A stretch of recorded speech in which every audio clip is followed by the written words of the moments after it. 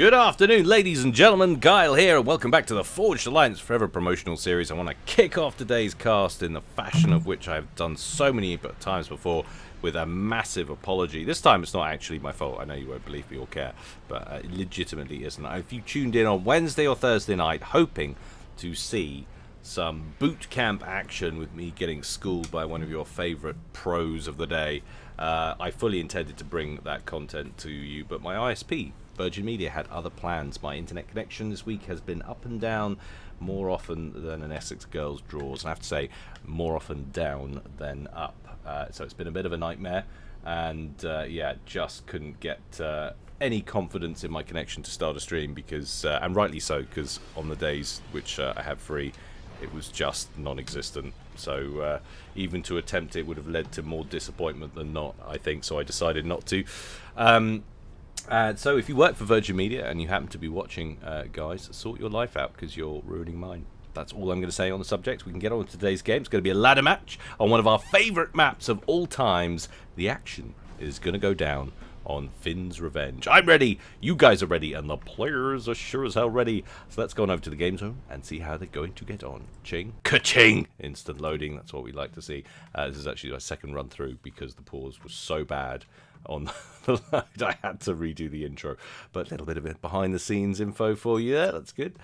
So I cut it out with all of the expletives. Let's check out the players for today. Up here at the top right in the red corner, it's everyone's favorite Russian going his quintessential spiky socialist. It's ZLO, and here he is, the Sean Bean of Guilecast, opening first land, and his opponent today down here at the bottom left in the blue corner, another Cybrin.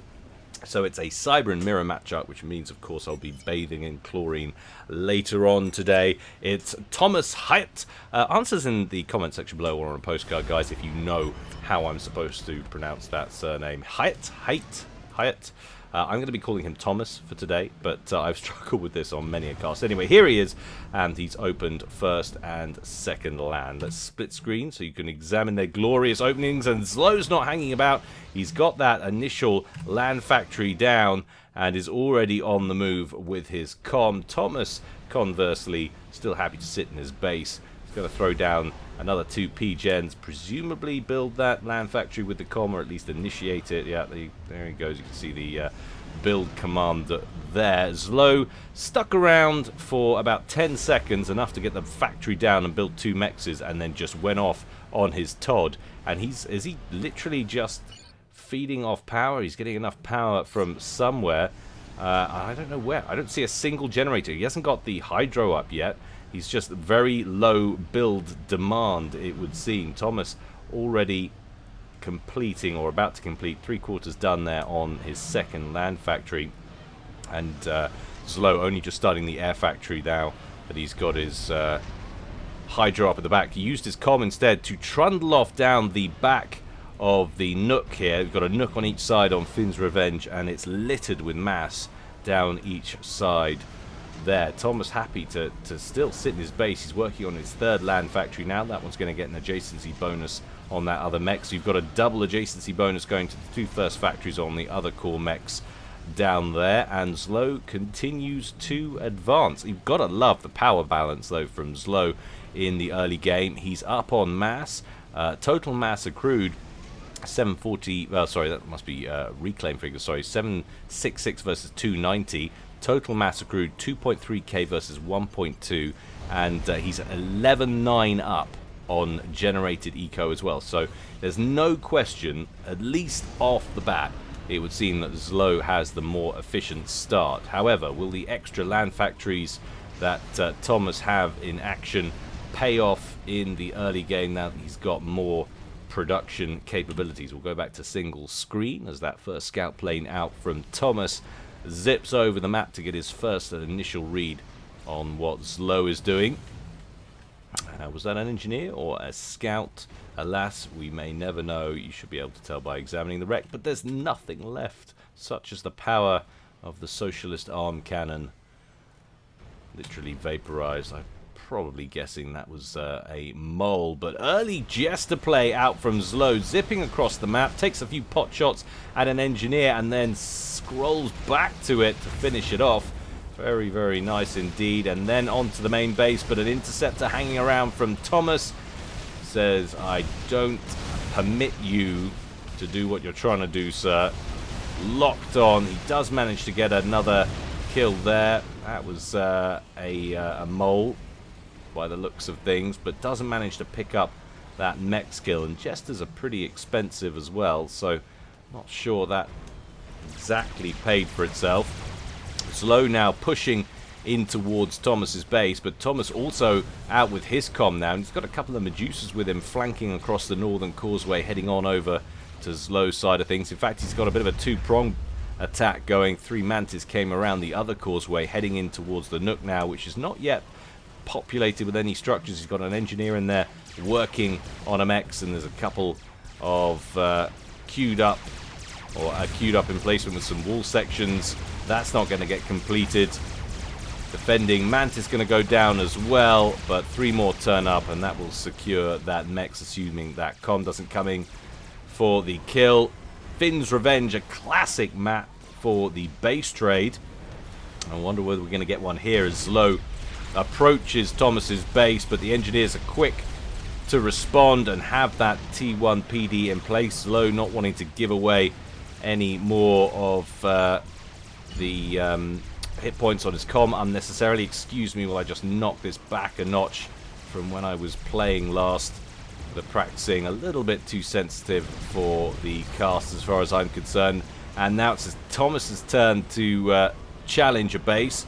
ZLO also reasonably well timed. Could have got off that a little bit quicker maybe. And also, will it protect this mechs on the corner? It is going to complete. But looks like Thomas might just score a kill here on the mechs. Yes, he does. Down goes an engineer and another one. Will he get all 4? Indeed he will. Lovely little pick up there. That's pretty painful for ZLO. What's happening on the other side of the map? ZLO's actually repositioning, so smackdown coming from the blue corner for the time being. Thomas losing about somewhere in the region of about 20% of his hit points, but definitely making ZLO pain. ZLO's not got a lot on that side of things. He's got a decent band of Mantis on the southern causeway. That's repositioning now to try and contain this commander push. Meanwhile, there's going to be quite a lot of blue Mantis in here to back up that comm, but that comm now down to about 60% health, 5,700 HP. And ZLO now has a jester on his comm with no way to shoot it down until those interceptors turn up, of course. Decent number of inties pumped out by ZLO. One quick pass enough to sort out that gunship harassing the comm. And it may look scary, of course, but remember, Finn's Revenge surrounded by water, so it's not too much distance for a comm to jump ship, get into the water and get safe from any potential blobs that he might have missed.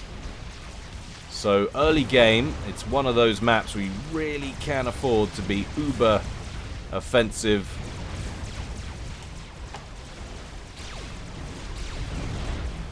Yet more pain being dished out by Thomas.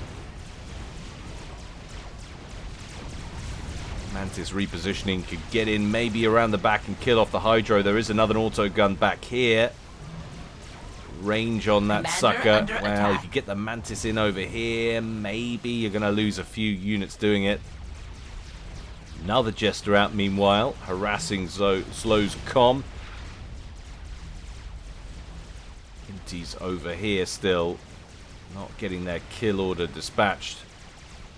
Decent number of interceptors out from Thomas. This game is moving so quickly.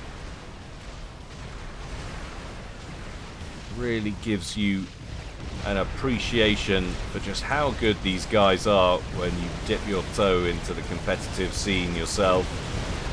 Which is not somewhere I've been for a long, long time. And that's a good engage for Thomas. Meanwhile, there's still that Jester tickling away at ZLO's comm. He's down to 5,800 HP now. This is not looking great for ZLO right now. He hasn't managed to pressure the base with his comm. And he's looking really hemmed in now.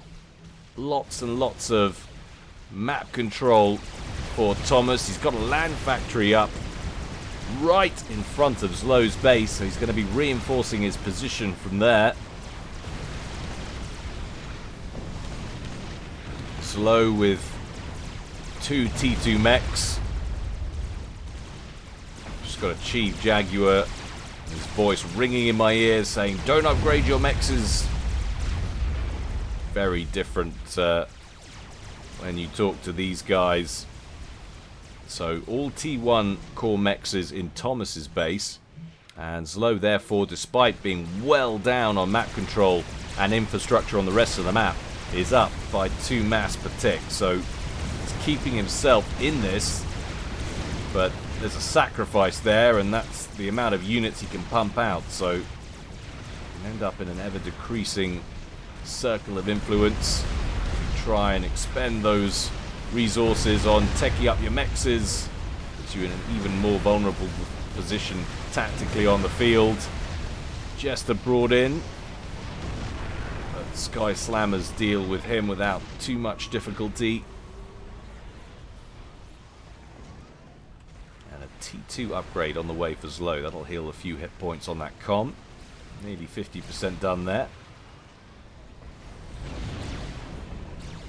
And now Thomas finally makes that map control pay. 21 to 19 in favor of Thomas now.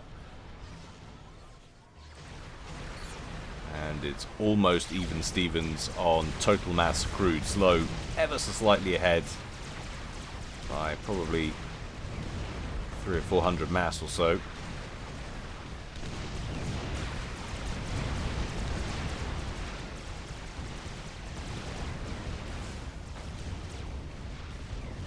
ZLO finished that upgrade. No, he's still going.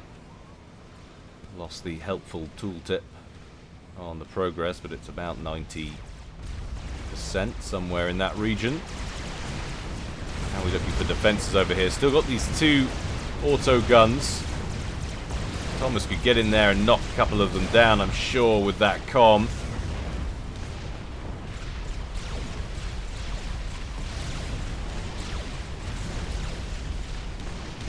Not focusing that down. I actually think that's a bit of a mistake. Got a lot of units in here. If he could deal with those 2 auto guns, this base would be out of commission. And look at this new blob he's got coming in, tying up the rest of ZLO's forces on the other side of the Nook. Wonder why I call it a Nook.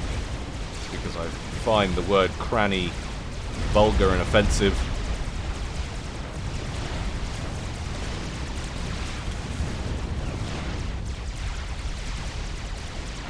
Incidentally, I hope the levels are okay, guys.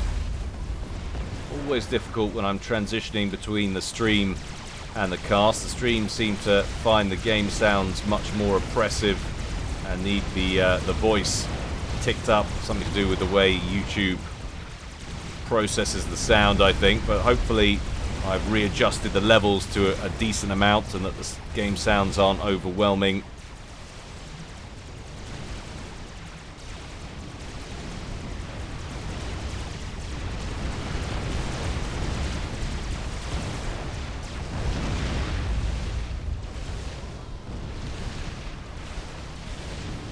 Thomas being tentative here.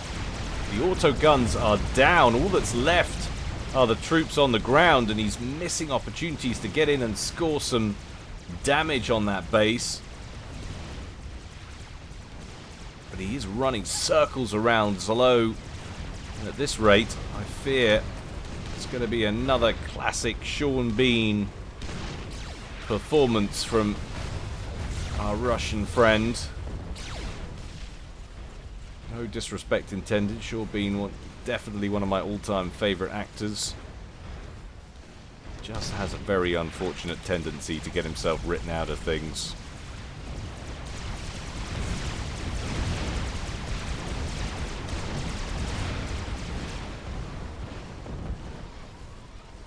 ZLO battling hard here, but I just feel like a little bit more aggression.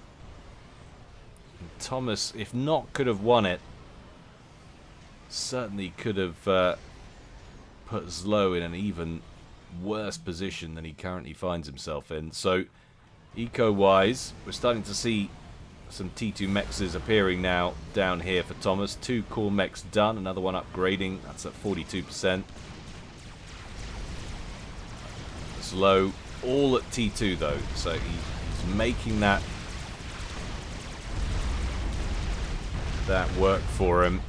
That smaller space, he's managed to get that operational. As a result, it's dead even on income,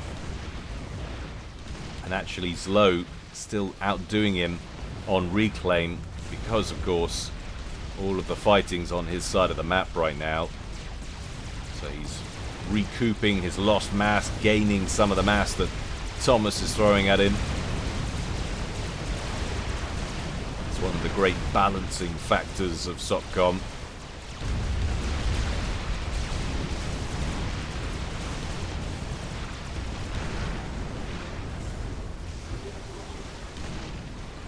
Some defensive emplacements up and running. ZLO throwing down a T1 anti-air turret, a bunch of PD. Down goes the mechs in the nook.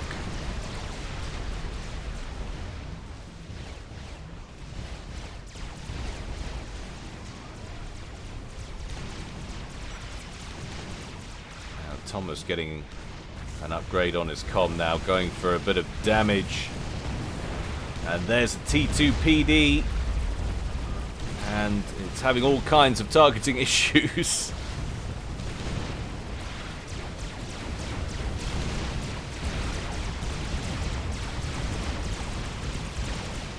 That has not worked out well for him with that emplacement.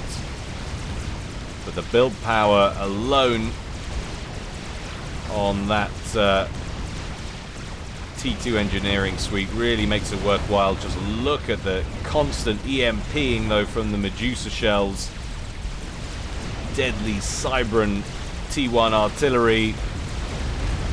Thomas says, no, you're not getting a forward base put up here, thank you very much, and swarms in with his army of replicators. And ZLO needs to be careful here not to get himself completely mobbed by all of this blue mantis spam that now surrounds him.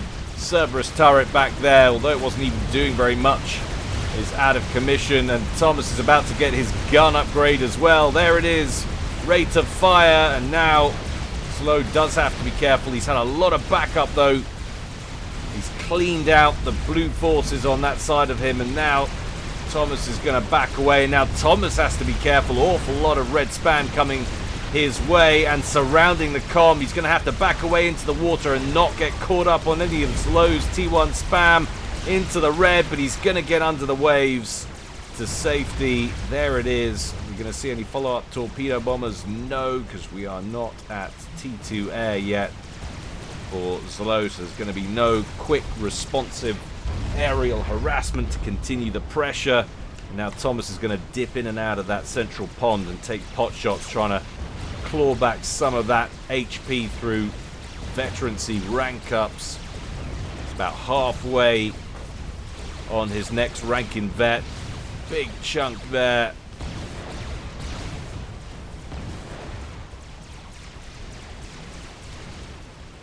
Credit to ZLO though for that performance. He has pushed it back to evens, and neither player yet making a play for either of the side islands. They've got a T2 PD on there belonging to the civilian faction, so it's quite an investment to get over there.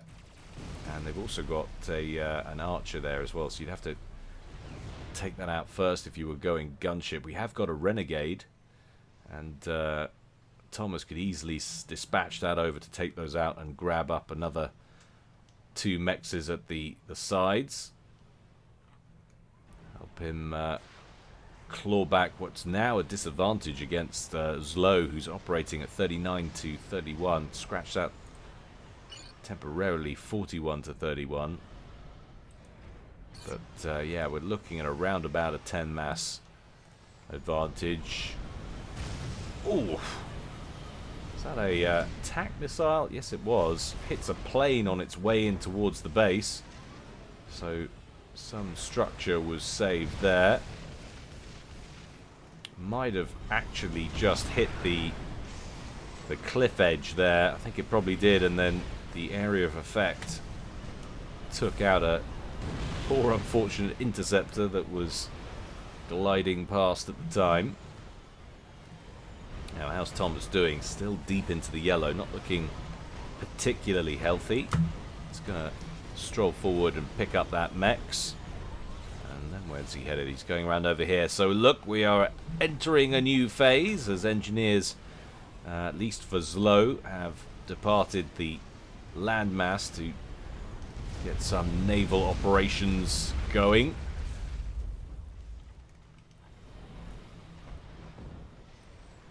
And that will be another advantage to ZLO if he can solidify control of the waters. Very likely a nail in the coffin for Thomas, and indeed there it is. Better late than never. Went straight after the radar and then onto the Archer. Oh, don't skirt round to hit the civilian building. Engineer already dispatched to deal with that. Definitely worthwhile. TAC missile coming in the other direction this time. It's going to take out the TAC missile launcher by the looks of things. Very nicely done. A couple of zappers up front as well. So Thomas really lucked out with that first missile.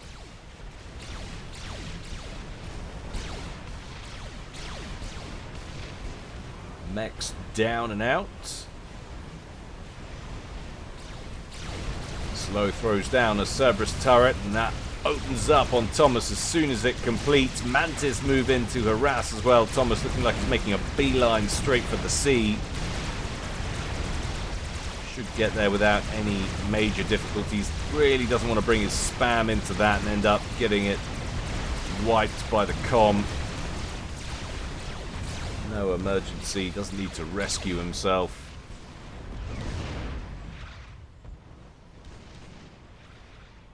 All suddenly very quiet, but look at ZLO pulling away now. 53 to 33, that's a 20 mass advantage for ZLO. Engineer has made it over to the side island down there, starting work on the mexes, but we're already seeing frigates now out around the islands for ZLO.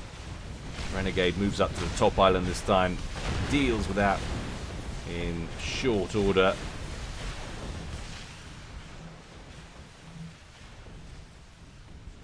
And ZLO just accelerating now, 62 to 38.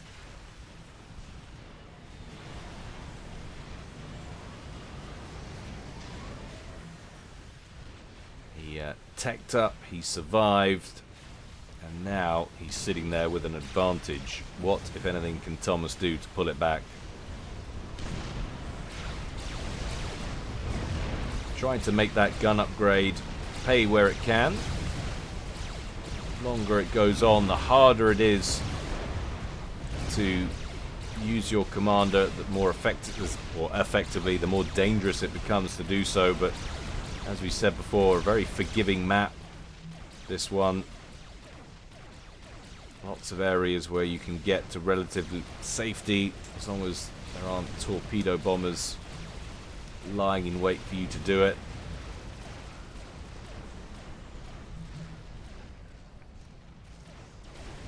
Transport laden with mostly anti-air, maybe one engineer on board. Yeah, one engineer and 3 anti-air by the looks of things, 3 Sky Slammers and possibly a Mantis. And he says thank you very much to Thomas for clearing that top island. I'm going to go and pick that up now. In fact, he's actually got an engineer lying in wait down here. We're going to see a land factory pop up on that beach soon, potentially. And we do have T2 air now, but not from who I expected. It's out for Thomas first of all. Commander on commander action over by the East Causeway.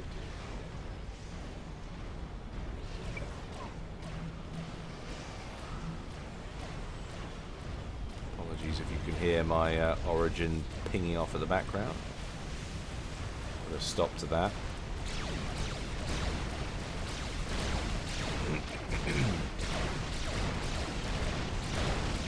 Thomas catches a frigate by the shoreline. With a little bit of help from the torpedo bomber, manages to pick that off. T1 bomber from ZLO harassing that bottom right island, and the engineer that we saw on its way down there actually gets reclaimed. So by the looks of things, ZLO didn't know necessarily how developed that area was. TAC missiles coming across from ZLO, just in range of the Zapper there, took some of the sting out of it. Of course, those evil Cybran multi-missiles still carry some damage through to the target. MRV.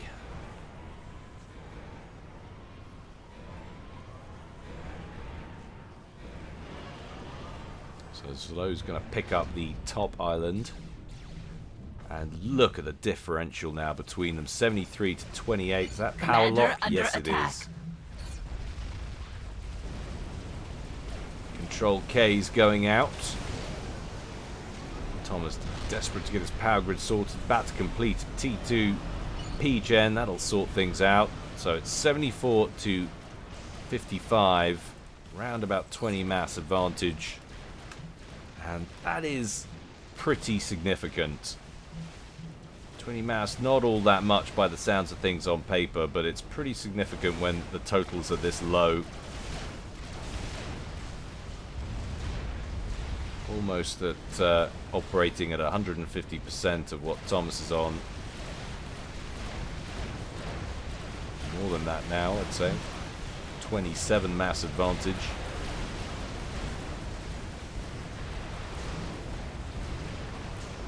So he goes for the bottom island. ZLO doesn't manage to complete it. Picks up one of the mexes. And now Thomas is repped up. He's pushing down the beach, taking no fire. I was about to say a lot of fire from that Cerberus turret, but that's not managing it because he's below the topography there. He's going to make his way down and just start harassing. Very risky though, especially as he's aware about the Navy situation. Now, are we up to T2 land with Thomas yet? Yes, we are. Feels like a recent development. We have got a few units here.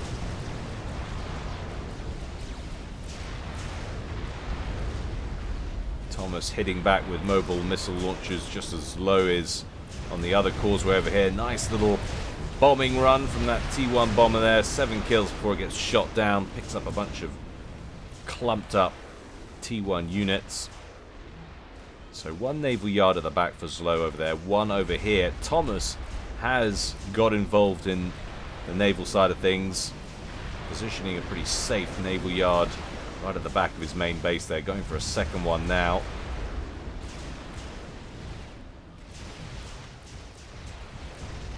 "27 minutes gone in this match, and these two pretty evenly lined up.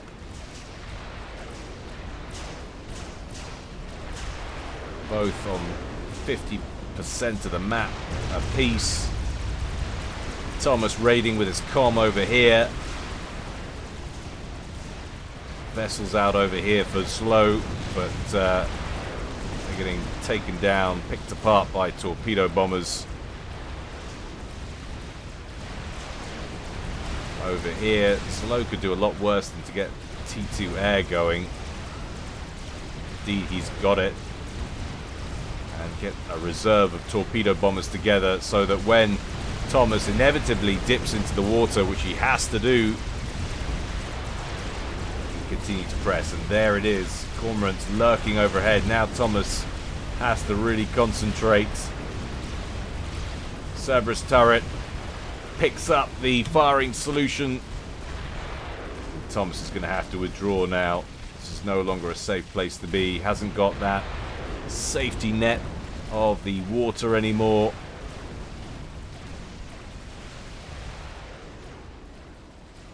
One lone Wagner, two, sorry, heading out to that bottom right island. And he's low power locked. Commander, No, he's under not. attack. So Thomas has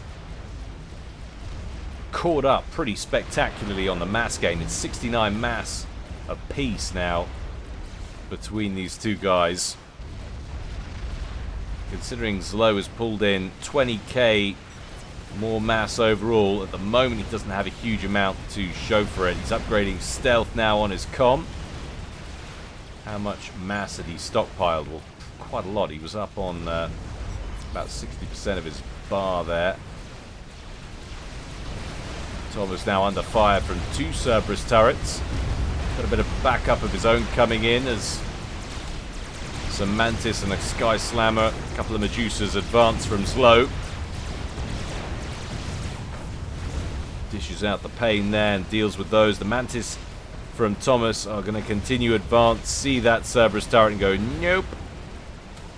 Scurry back to safer territory, and that is a T3 mobile shot there. Trebuchet from back here.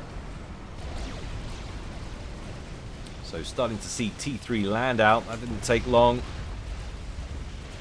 Got bricks pushing out from back here. Two trebuchets over there. Now Thomas really does have to be careful.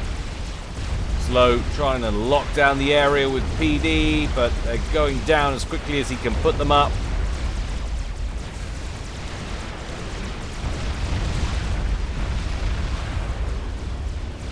This is good work from Thomas on the Eastern Causeway.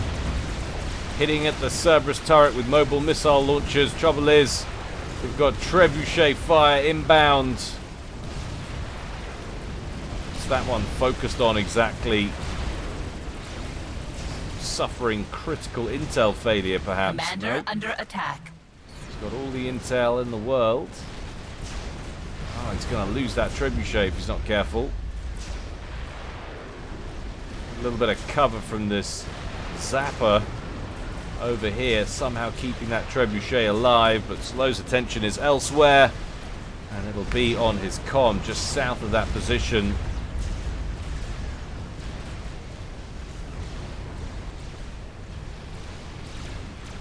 Once again, ZLO surges ahead in eco, 74 to 63. Starting to see some shield gens emerge over this way, and that's a Gunther underneath that shield.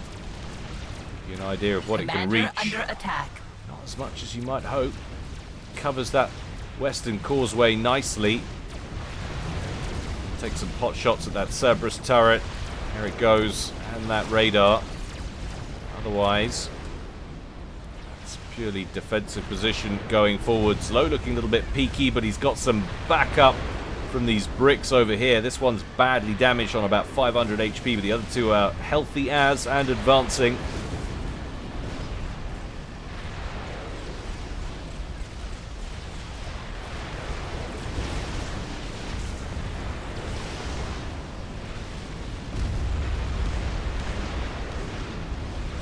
All of the cormorants over there from Thomas, lurking hopefully for a strike, I would imagine, from his part on one of these shipyards up at the back. There's a lot of them.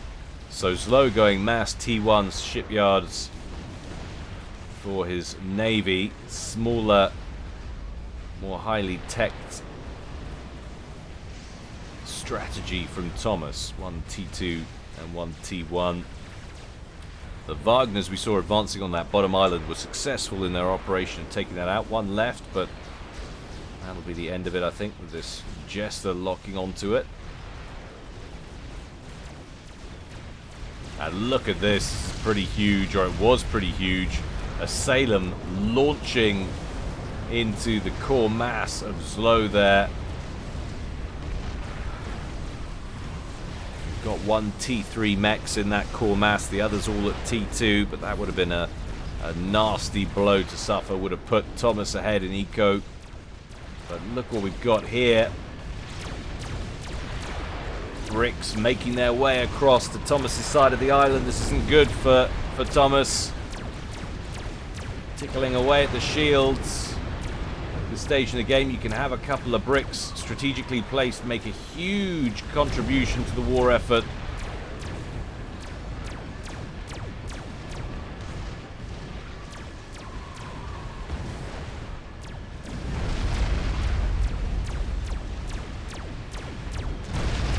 Goes the shield, down goes the zappers. He's actually going to leave the Gunther and continue to press, focusing on the tactical missile defense. Does have a TML in the middle, remember. A couple of missiles loaded in that silo. And the tech advantage on the Navy side of things not helping him that much. Thomas about to lose another Salem. There it goes. Almost got the cruiser in down here to really cause some damage in the main base. ZLO did lose that T2 mechs in the corner at the end. But as he's brought ZLO down, so too has he lost some mass thanks to the brick attack down here. That's nearly dealt with though from that cruiser.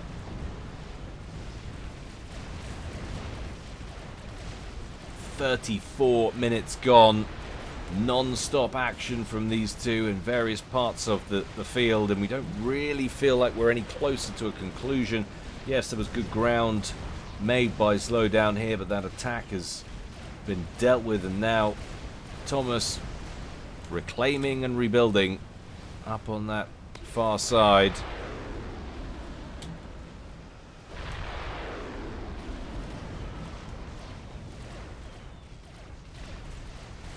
Hitting back with some Vipers. Did he deal with all those trebuchets? I can't see many. There's a couple back here. Oh, there's one there as well. He reached those Vipers. Not quite. He could shimmy forward a bit. Looks like those Vipers are coming to him though, as their targets are destroyed. Onwards they move. Apologies if sound of screaming children is picked up on the track. Fortunately, I cannot ship them off to school right now. Not sure exactly what accent that was, but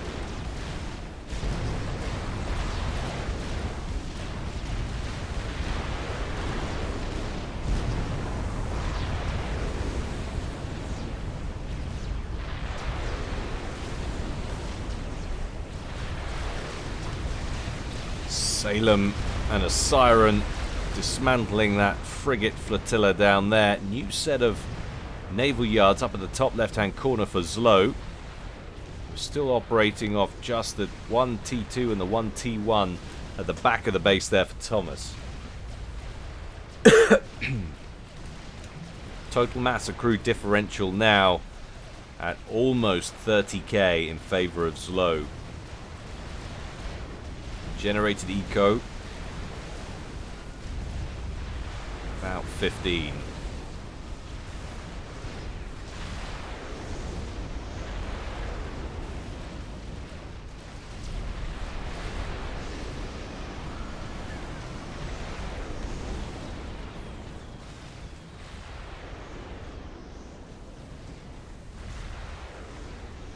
ZLO taking his bricks underwater. They've got torpedoes, remember, so he can harass some of these vessels over here. Cormorants looking to deal with that though, which they do very effectively. A look at actual fighter numbers, and there they are, right in the middle. So 56 there for ZLO. Thomas on 15, and they're all out of fuel back here. So if a large air battle kicked off, ZLO would win it right now. He could definitely go after those cormorants. The question is, does he realise that, or presumably Presumably if he had, he would have issued the directive.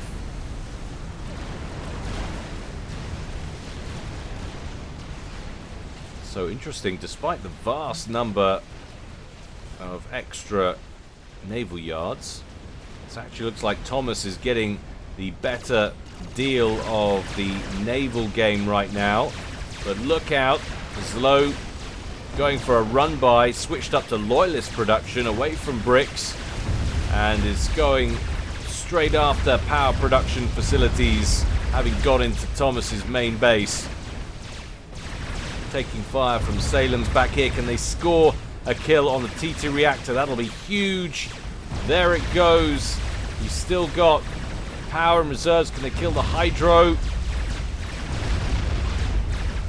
Nice micro, keeping the loyalists alive despite that Salem fire. Down goes the hydro. Still lots of T1 P-gens keeping them afloat, and a T2 reactor up here.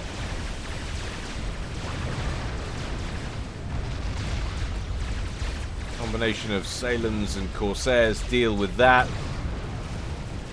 Two more loyalists northeast of the Nook.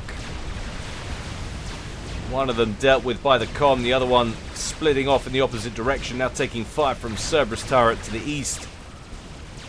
Just needs to finish a kill on something.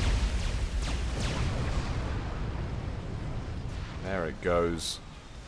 Nice little bit of pressure though from ZLO, and he's now launching TAC missiles over at Thomas's right flank, having dealt with a couple of those zappers. Needs a few more than that. That zapper so badly damaged as well. 182 hit points. If he could just deal with that, those TAC missiles would get in no problem. What's the actual range for that? Well, the range is past the main base, but we did see, of course, a similarly positioned one on Thomas' side of things crash into the cliff face as it went in towards ZLO's main base. Meanwhile, at the back of ZLO's main base, a couple of cruisers and a bunch of frigates just tearing up business in amongst ZLO's naval yards.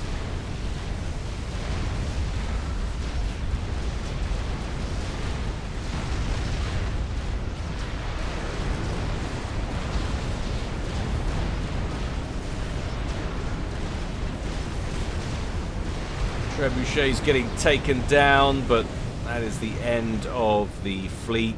Mainly brought down, I think, by this Trebuchet over here. Badly damaged. Only got 2 kills out of it, but did a hell of a lot of AoE damage. And ZLO, hiding out in the lake, he's got stealth, and he's got a T2 engineering suite. It's not enough for him. He's going laser, and that could be a game ender right there at this point. 41 minutes gone in this one. ZLO's been ahead for most of it. It's having critical power failure there, but it's actually evens en masse for now. ZLO hasn't been able to close it out. He's just sort of been out ecoing, but not managing to shut Thomas down. Thomas has been adapting very nicely so far.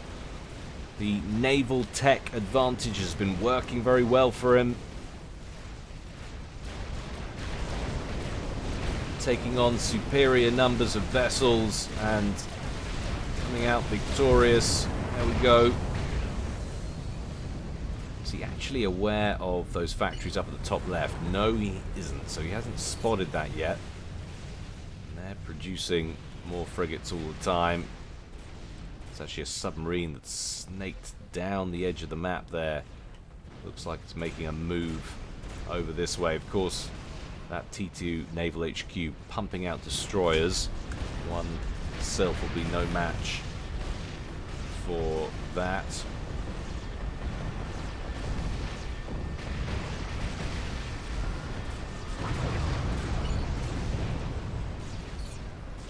Cheeky little brick. Trying the Finns' revenge fandango. Aha, now it has been discovered.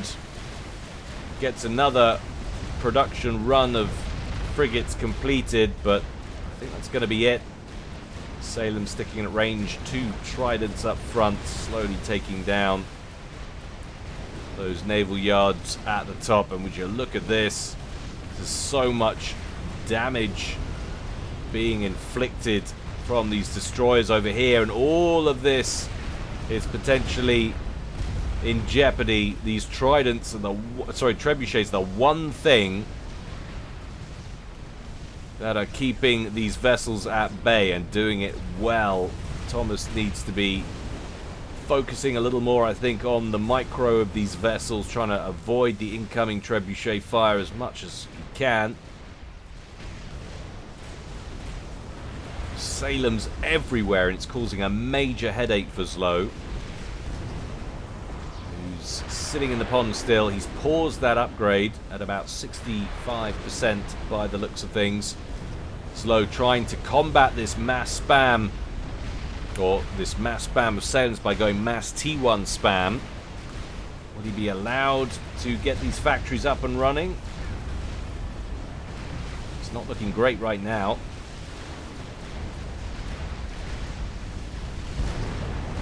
See how those destroyers just tear through the lower tech frigates.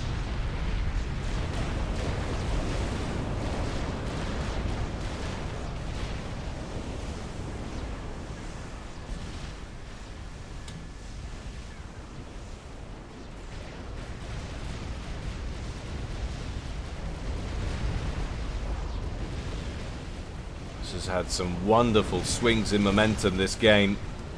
Will this be another one? ZLO, who's a little bit bamboozled right now by all of this Salem spam, about to complete microwave laser on the comm, but he's had to pause it again. So nearly there. Begging for some laser rampage. Salem's at the back of ZLO's base, lobbing fire in towards the center of it. Lasers complete. Now what's ZLO gonna do with it? Better be something good. He's losing important structures now. It's the T3 land headquarters, which is under fire. We're gonna have to go to split screen because ZLO is on the move with his comm. Engineers just finished T2 mechs back there, and look at the eco differentials now.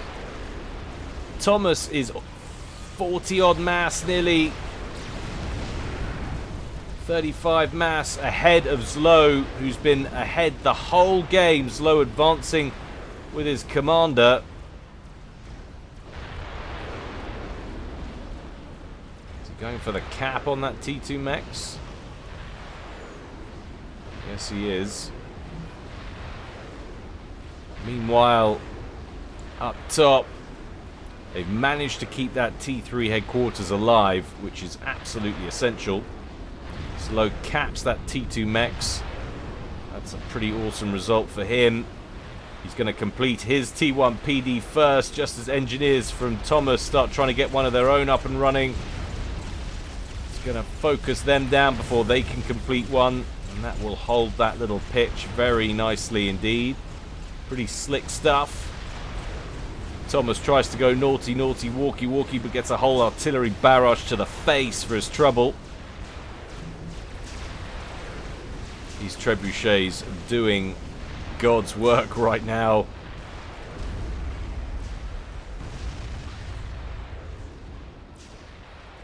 Does feel like that was an advantage squandered. Perhaps a little bit better micro might have made something more of that. Neither of the two side islands now have any resourcing option being taken advantage of by either player.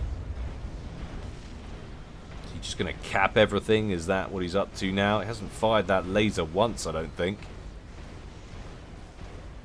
Presumably a hold fire command on that comm. Fortunately, I don't think that's something we as observers can see. It's the only explanation why he's not incinerating everything that he can see right now. Thomas tries to get a PD up. He says nope. Recycles those engineers. Another destroyer over here, but that's going to run into a brick.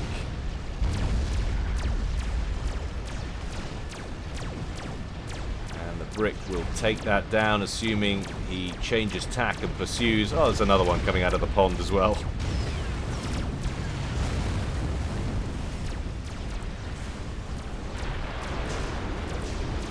Interesting. ZLO not hanging about to take those out. It's like he doesn't want Thomas to know he's got the microwave, maybe because he wants his comm to engage him. He's trying to bait Tom to advance and then just incinerate his commander, but so far Tom hasn't bitten to that yet. Another Cybran player right here. Wonder if he's wise to it, because I don't think there's any way you can really tell by looking at the commander. Does that central chest piece look different once you've got the microwave laser? Yes, it does, so you can. So maybe he's seen that, although if he has, he's sure as hell wandering very close to ZLO's comm. ZLO advancing towards Thomas.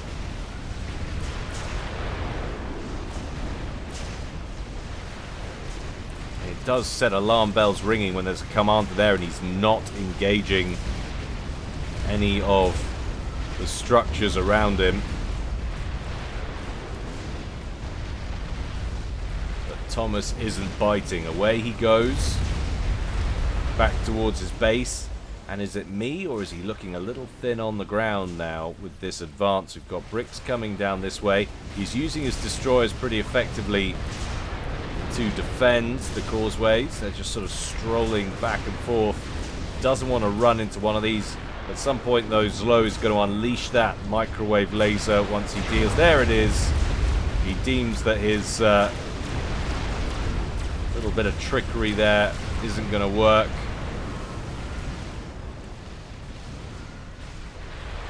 Sure, you can take this comm in now. He's got to be worried about the range on those Salems. That's the one thing that really could do him in if he isn't careful. Still only at 15,599 hit points at full health. That's not a huge amount. And it wouldn't take long for 3 destroyers to eat through that. Jester's brought out to help the destroyers take down the brick, but promptly gets smashed out of the sky, I'm guessing by some of this flak. What's he up to back here? Anything of interest? He's still pumping out T2 Navy as quick as he can, and it's still getting wiped up at the top by these trebuchets, but it's so difficult to keep your micro up.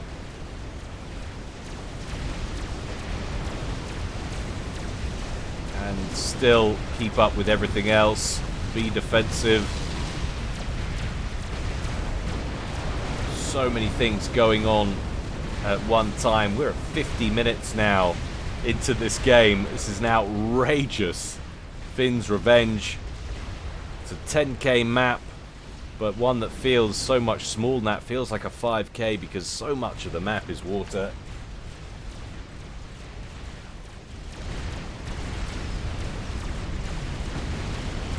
Definitely one of my all-time favorite close quarter maps.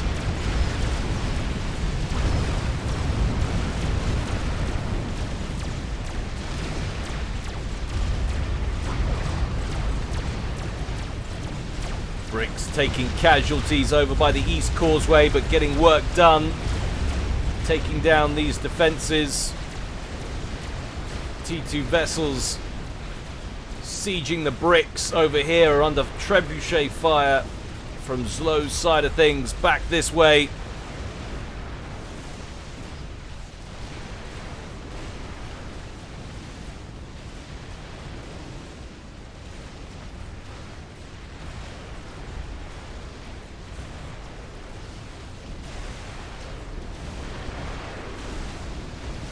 One Siren getting work done over here.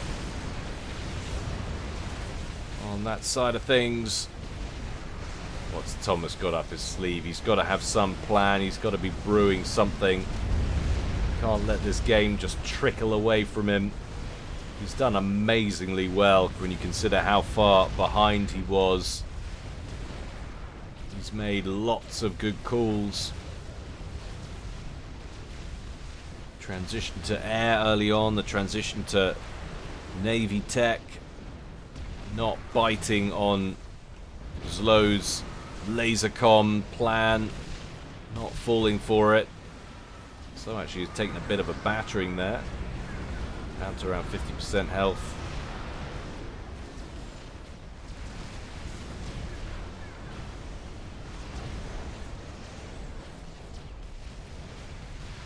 And we're still mostly at about 50-50 in terms of map control. The moment either side seems to gain some sort of advantage, it promptly seems to dissipate somewhat.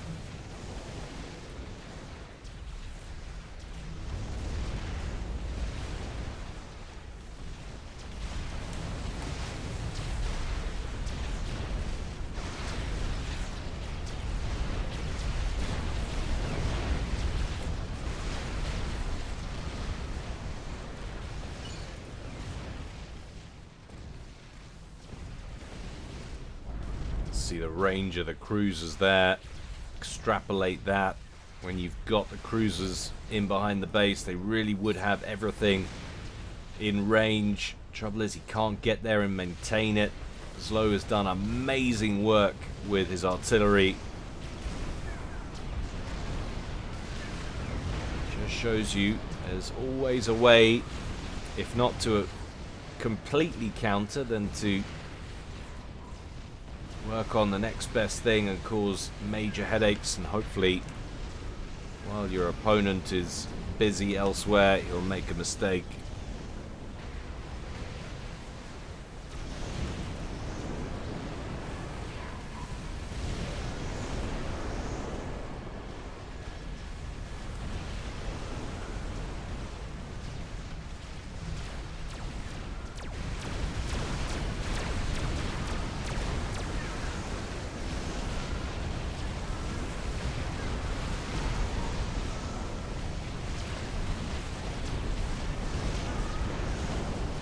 Bricks just waiting on the beach, absorbing fire.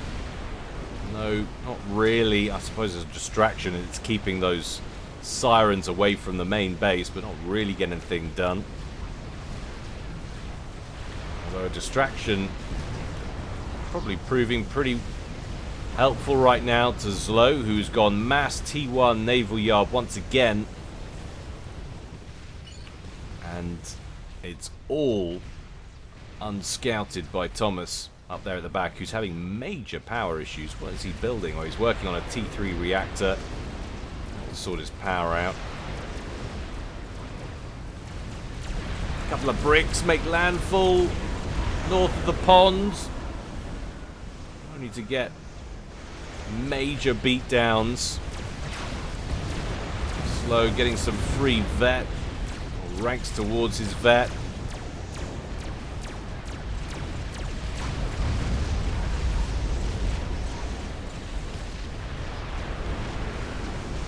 The one thing he needs to be careful of at the moment is range. Get some complementary torpedoes from a passing brick.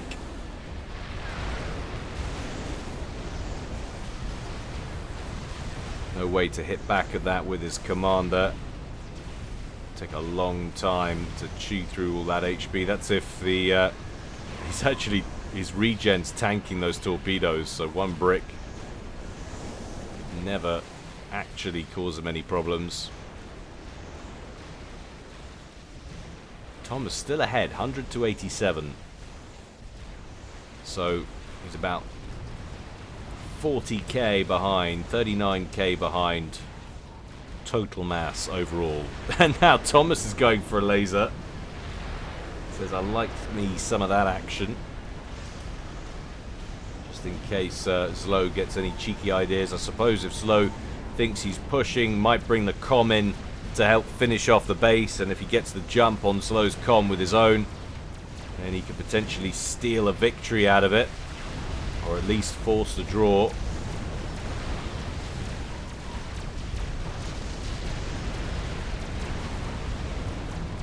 It's funny, isn't it? I mean, Thomas is up on eco, considerably up now, but he definitely feels behind. He's not been able to make any breakthrough recently with his navy. It's like every time he takes his eye off it, he gets hit with trebuchet fire, and he loses either a bunch more hit points off his boats, or he loses a bunch more boats.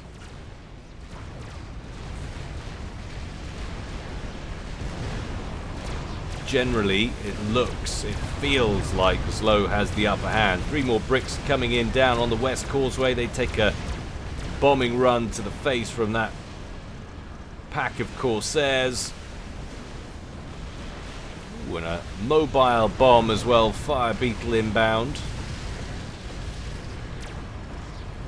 Bit of micro to avoid the fire. That was not likely to succeed, so he stops pressing.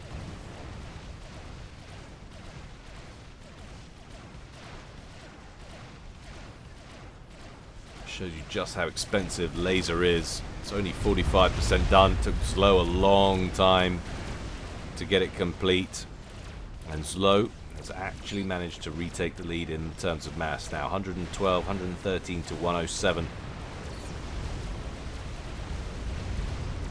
Approaching 1 hour in this 10k ladder match between 2 community favorites.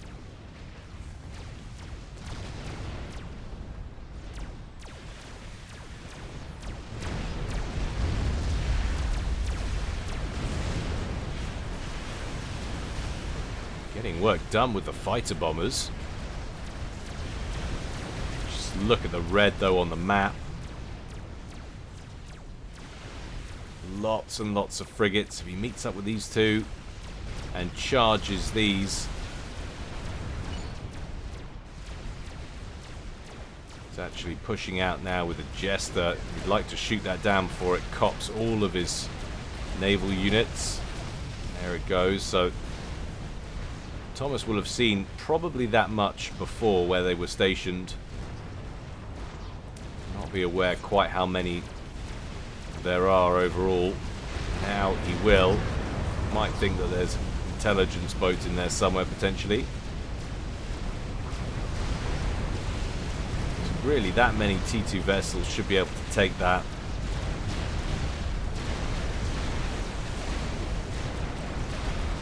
So keep microing, keep moving.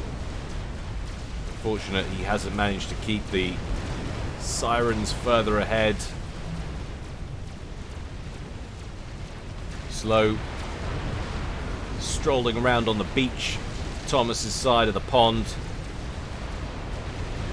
4 bricks sealing up the west causeway though for Thomas. Gonna focus down the inbound brick from ZLO before taking out all those Vipers. Stand corrected. That has not gone well for Thomas. And now he's transitioning to more mass T1. Laser is complete.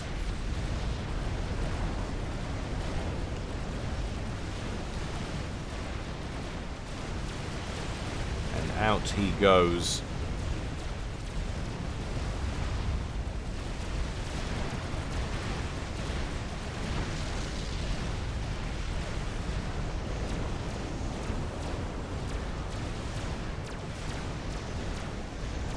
And ZLO actually trying to get naval yards up in the pond in the middle.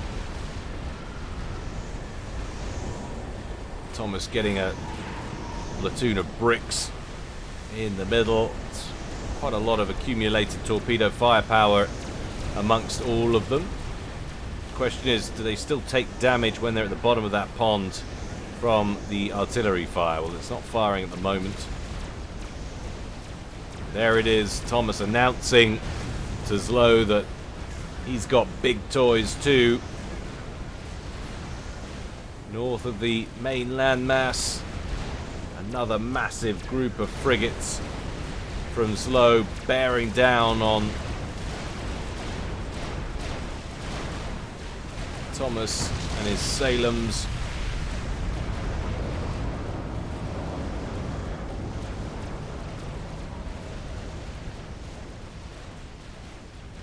There it is. 1 hour, nearly 1 minute. What a game. Absolutely nail-biting stuff.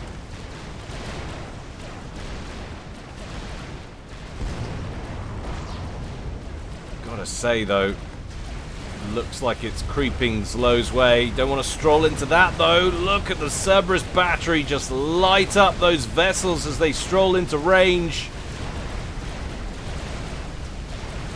How many casualties is the question. There's a lot of long-range fire coming in from off the screen as well. Corsairs inbound. Suddenly that fleet of ZLO seems to have lost its sting a little bit.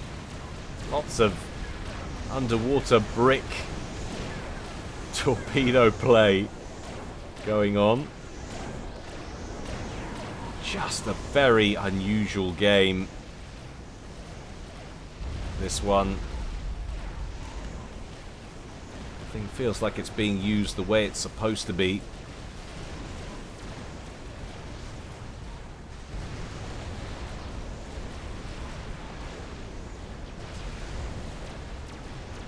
That's actually quite a lot of bricks. Could Thomas make a break for the main base now? ZLO's comms down here. We do have strat bombers out though. Or a strat bomber. Is that the first one? Potentially. And that will be used defensively, I'm sure. There it goes. ZLO could not have picked a better moment to pull one of those out.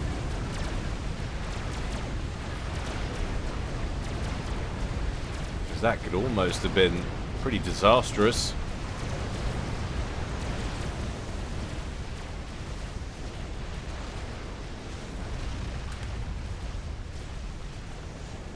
Hello! Monkey Lord under construction there from Thomas, and that's already a quarter done. That will be an enormous mass sink right there. Thomas at 115, ZLO at 128. So unit production is going to fall off for a while he completes that. Can he afford it? This could be make or break moment for the game. He's going to have to get work done with that. He can protect his comm, march up the field with that and the Monkey Lord. 2 lasers. That could do an awful lot of damage to what's on the field right now for ZLO. He's doing good work keeping up with these frigate numbers, Thomas.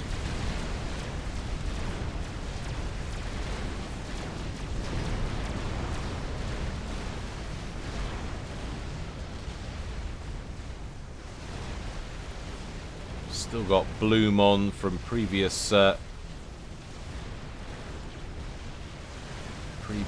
tinkerings. Hope that's okay. I know there's a small but very vocal part of the community, or part of the subscriber base, that can't stand it, which is why I historically turned it off. Feel free to air your feelings in the comments below. Look at this. And there's ZLO's comm. Gets focused down by the bricks, but he's going to take a lot of them out with that enormous gun on his chest.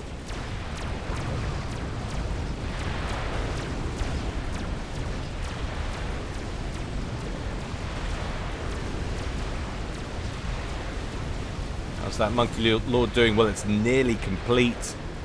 It's about 80% done.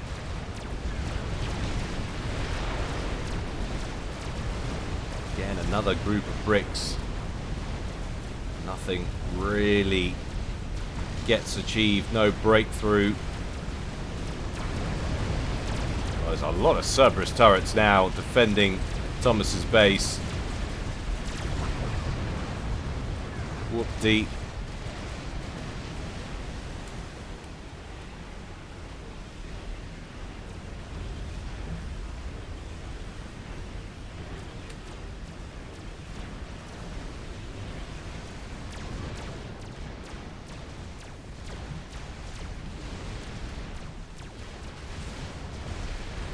One lonesome brick with 416 HP. Making a break for it. Is he going to be the one who discovers that there's a new weapon on the field?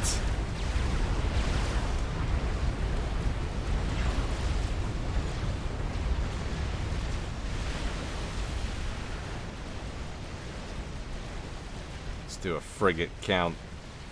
ZLO with outrageous numbers. So 52 frigates on the field there for ZLO. 9 on the field there for Thomas. Dwindling numbers, not least in part thanks to the monumental cost of an experimental. Now, what is ZLO doing? How is he responding? Well, he's keeping his comm out of it, moving that away.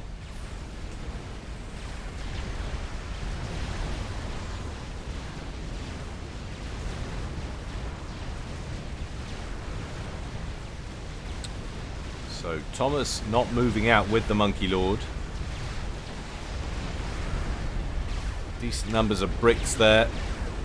Take a chunk of HP off Thomas's spider bot.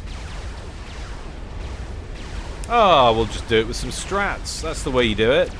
Assuming you can hit the thing. Gosh, even a few mishits manages to take off a decent number from there. Decent amount of health. Took off about 10,000 hit points on that pass. Strats return home. They don't hang about for a second pass straight away. It just lets Thomas know, you can't use that offensively, my friend. You take that anywhere near me, it's going to die.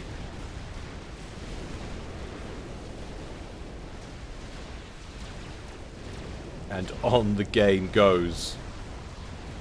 Just incredible. 1 hour, 7 minutes.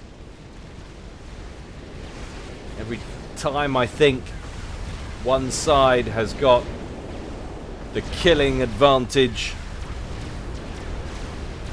and that advantage disappears, and now there's Barracudas up here for Thomas, operating with complete impunity against these frigate fleets.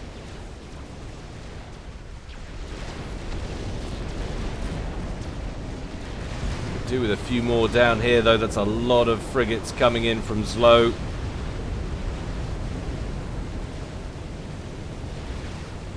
And it's TAC missiles that are going to deal with these naval yards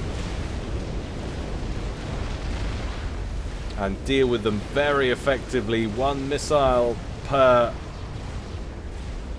factory is all it takes at level 1. TAC missile battery has 28 kills. Outrageous. They're getting work done consistently throughout the match.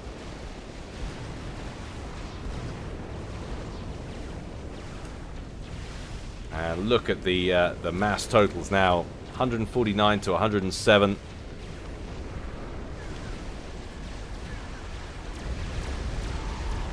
ZLO just carry on doing what he's doing. Doesn't feel like he needs to build anything crazy, get into the experimental phase. Just got another pot shot at that Monkey Lord. That's down into the yellow, deep into the yellow, 18k. Picking apart these naval yards up at the back. Just doesn't need to complicate things. Although these Barracudas are doing quite well now for Thomas. He's got a decent number of them. There's nothing those frigates can do. ZLO needs to get some torpedo bombers out this way, some cormorants. He's got ASFs on the field, which I don't think Thomas can say the same. They're being dispatched to deal with the cormorants that are out at the top left of the screen, harassing those vessels, and this really is just advantage all round now to ZLO. He's way up on mass. Seems to have the measure of Thomas most places. The one place where Thomas is really making ground right now is down here at the bottom right hand corner, but ZLO's got time to hatch a plan to deal with that. Everywhere else he seems to have the contain under control. And the longer this goes on, the weaker position Thomas seems to find himself in.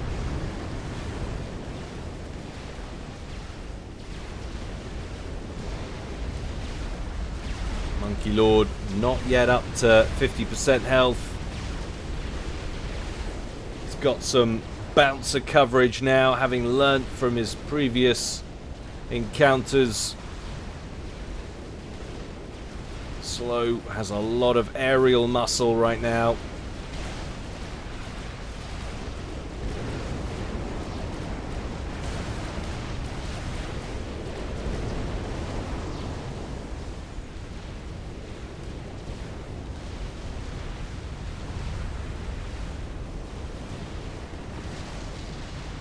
Repositioning with those strats for another bombing run, but the Monkey Lord's already withdrawing. Just doesn't seem like there's an opening anywhere. Another Monkey Lord under construction.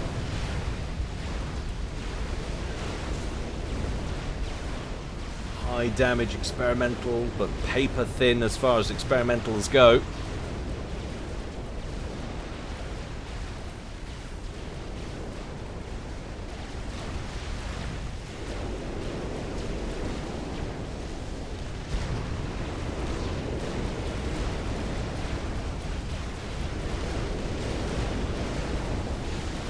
Actually getting work done. It looked like he was on his back down here, Thomas, as his naval yards were getting picked off by TAC missiles a moment ago, but thanks to these Barracudas, he is breaking out, and I can't believe it, but actually going on the offensive up here. And ZLO finally has transitioned into T2 Navy, so he'll be able to hit back against those Barracudas. He hasn't liked what he was seeing. Strats did go in after the Monkey Lord, but are going to take a huge amount of damage from the Bouncers. Fire Beetles brought in by ZLO to try and deal with it. Takes a bit of damage, but not a lot.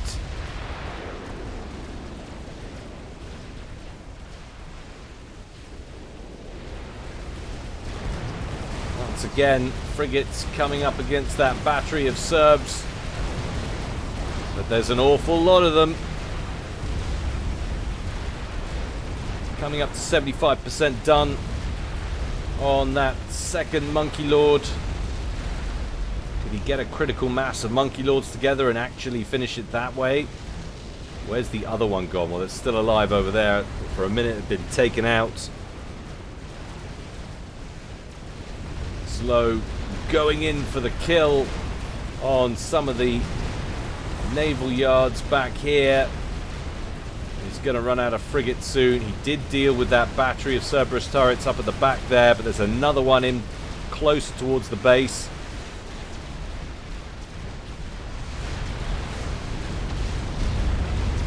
One cruiser dishing out the pain. Every diminished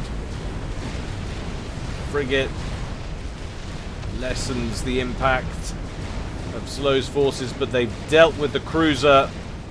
That's down and out. This is looking really bad now in the water for Thomas. The attack that he sent up against ZLO's naval yards up here has been destroyed. One Barracuda over here, but that's getting cormoranted to death, which isn't a word, but I'm going to use it anyway, so sue me.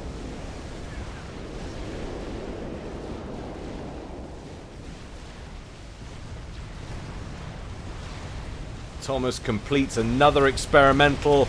He's got his Monkey Lord here. The second Monkey Lord there. He's moving his comm out, which has a microwave laser to deal with this push from ZLO. He's got one T3 gunship in there, a bunch of bricks, a whole bunch of Medusas, huge amounts of artillery. The Bouncers take care of the gunship. Out come the Monkey Lords, and Brick is going to say, no, don't like that. Turn around. He's going to lose a bunch of bricks in the process. Still, the killing blow is not yet landed.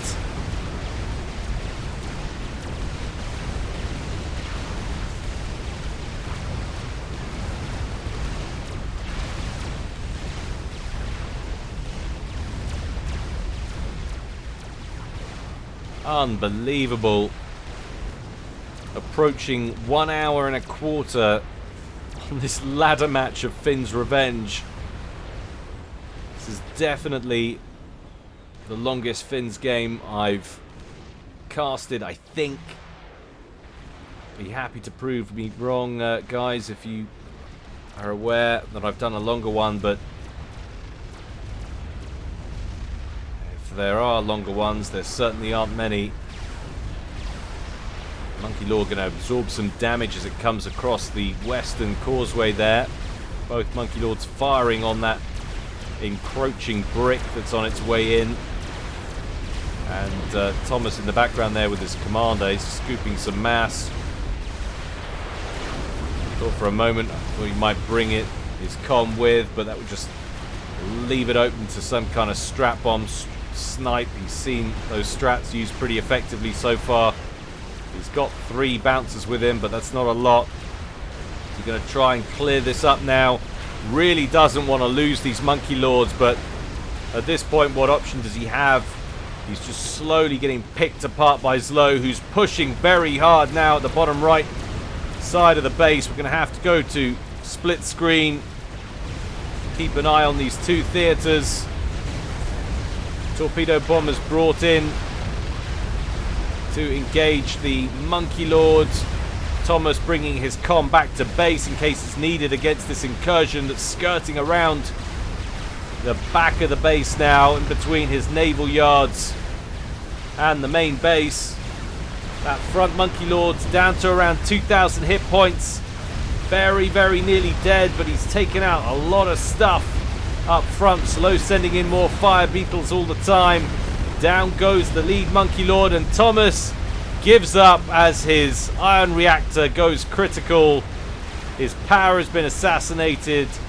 He knows that's all. That's GG. And the Sean Bean of Guilecast wins out. See, this wasn't the movie Patriot Games, though. This was an episode of Sharp Mofo. That's right. Well played, ZLO, but geez, that's a feature-length final episode of Sharp, because he nearly didn't do it a bunch of times. But 1 hour and a quarter and 42 seconds on Finn's Revenge, that is unprecedented. Absolutely crazy. I hope you enjoyed it, guys. That was nail-biting for me. Thrilling stuff. Fantastic play from ZLO. I am destroyed, so I'm not going to... People out there are going to be like, you guys, Guile, you said you promised you were going to have a game afterwards as the anti-spoiler. Well, I'm not today. That was so long, and I'm absolutely wiped. And I just don't have time. But I will do it, I promise. I was actually going to practice. I logged in to practice on Saturday, and you can totally blame Blodir. Was it Saturday? It was last Saturday. Oh, so not yesterday, the Saturday gone before that. And Blodir logged in and said, Guile, come and play League of Legends. Because me and Jagged and a bunch of others are playing it. And so yeah, so I didn't get any practice on Subcom time. So blame him for the reason I'm not progressing. Him and Virgin Media, they both suck. But thank you so much as well. Quick message to all of those on the Patreon supporting front, and one in particular, I'm not going to mention the name and embarrass you, but you know who you are. Huge help this month. Thank you so much to everybody who donates. If you would like to support me, guys, I'm afraid I don't have any funky giveaways. I still need to think of something to properly reward you guys, the patrons, but the support is very gratefully received. Details on how to do that below this video and each of them. So cool, check it out if you feel so inclined. Thank you to everyone who's supported so far, but until next time, guys, stay well, stay home, and stay safe. This is Guile signing out.